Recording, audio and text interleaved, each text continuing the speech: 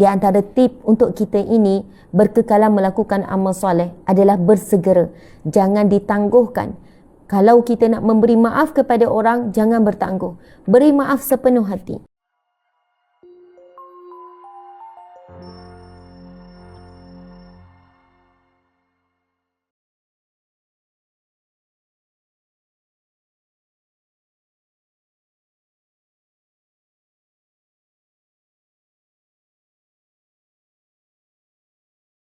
Muslimin muslimat dimati Allah sekalian, masya-Allah, tanggungjawab kita tidak menuntut kita untuk membuat sesuatu yang memerlukan mujahadah. Kita perlu bersungguh-sungguh, kemudian kita perlu istiqamah, berterusan. Barulah subhanallah muslimin muslimat kita kuat. Barulah kita akan adanya kemanisan dalam mujahadah. Kalaulah kita buat sesuatu kerana perasaan, buat sesuatu kerana mood, buat sesuatu kerana situasi ataupun keadaan, kita akan sentiasa berbolak-balik lah muslimin muslimat. Kita akan sentiasa, kita tidak melalui proses mujahadah tu.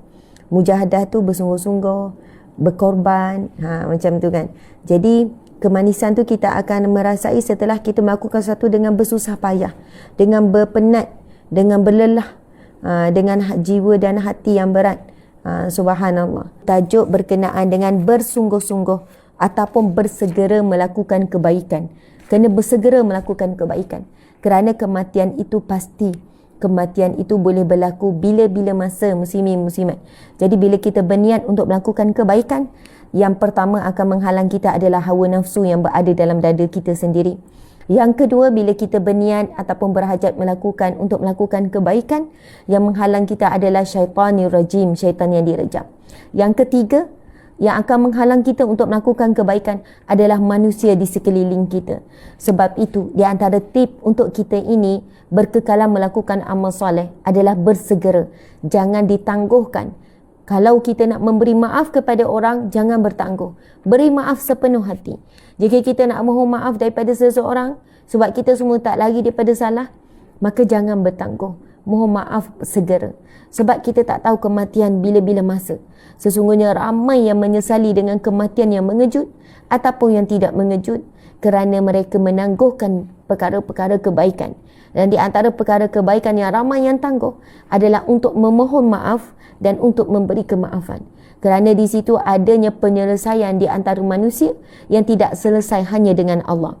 Kalau dosa kita dengan Allah, kita boleh taubat dan Allah Maha Pengampun. Tapi dosa kita dengan manusia, Allahu Akbar, dengan manusia juga kita kena selesaikan muslimin muslimat dimati Allah sekalian. Sebab itulah Allah itu Maha Pengampun, Allah itu Maha belas kasihan. Mudah-mudahan dengan sedikit amal perbuatan baik kita, kan, sama ada kepada binatang, kepada pokok, kepada manusia, Allah lalu belas kasihan pada kita. Allah beri rahmatnya. Allah angkat daripada kita azab kubur contohnya. Allah ringankan azab-azab. Mudah-mudahan kita terlepas daripada himpitan kubur. Tetapi bila kita ada dosa dengan manusia, kita ada kelalaian daripada menjalankan tanggungjawab kita sebagai manusia. Sebagai isteri, saya sendiri, kita sendiri wanita, kita lalai daripada tanggungjawab kita. Kita ni kadang-kadang muslimat, emosi terlebihkan, emosi kita lemah. Kerana emosi yang lemah, kita hilang kawalan diri. Kita mengeluarkan perkataan-perkataan yang menyakitkan hati suami. Kita mengungkit-ungkit kebaikan kita. Kan, kita menyebut-nyebut pengorbanan kita. Subhanallah, kadang-kadang tu kerana emosi, kita jadi ibu yang pemarah. Kan, kita jadi ibu yang mengungkit-ungkit kebaikan terhadap anak. Kita jadi ibu yang melepaskan geram dan stres kita pada anak-anak contohnya. Kerana emosi, muslimin muslimat, kadang-kadang kita bukan menjadi anak yang baik buat ibu ayah. Kita kecil hati dengan ibu ayah kita. Lalu kita merajuk, kan, lalu kita menyebut perkataan yang tidak sepatutnya di depan ataupun di belakang. Wahai para lelaki sekalian, anda lelaki, Allah berfirman, ar-rijalu qawwamuna 'alan nisa. Lelaki itu lebih kuat, pemimpin, pelindung kepada wanita. Bukan kalian yang menyakiti ataupun menzalimi wanita. Kita kena saling tolong-menolong muslimin muslimat. Tolong-menolong. Tolong-menolong dalam membuat kebaikan. Tolong-menolong dalam mencegah kemungkaran. Subhanallah muslimin muslimat. Saya suka berpesan kepada wanita untuk kuatkan diri, untuk tenangkan diri, untuk cari amalan-amalan yang boleh menguatkan hati kita saat kita lemah. Amalan-amalan yang boleh menguatkan kita saat kita jatuh, saat kita terluka dan kecewa dan sebagainya. Dan kepada para lelaki sekalian, para suami, bantulah isteri anda yang sedang lemah emosinya. Bantulah isteri anda. Subhanallah, kadang-kadang isteri anda bertukar, kan? Bertukar rupa, bertukar akhlak, bertukar perilaku. Subhanallah, kerana dia terlalu letih, kerana dia terlalu emosi, kerana dia terlalu sedih.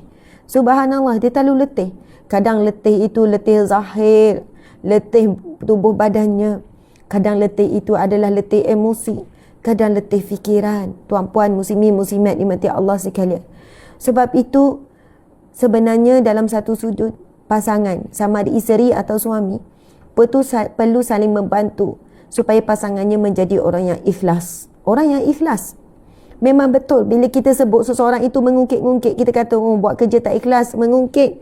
Buat kebaikan tidak ikhlas, mengungkit.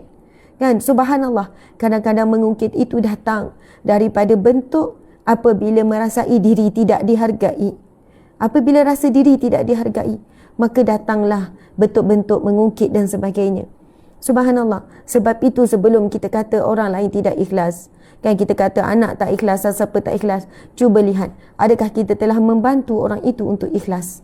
Kan anak kita, kadang tu kita kata orang buat kerja ukit, sebut apa semua kan tak ikhlas. Kadang-kadang dia bergaduh sesama dia kan.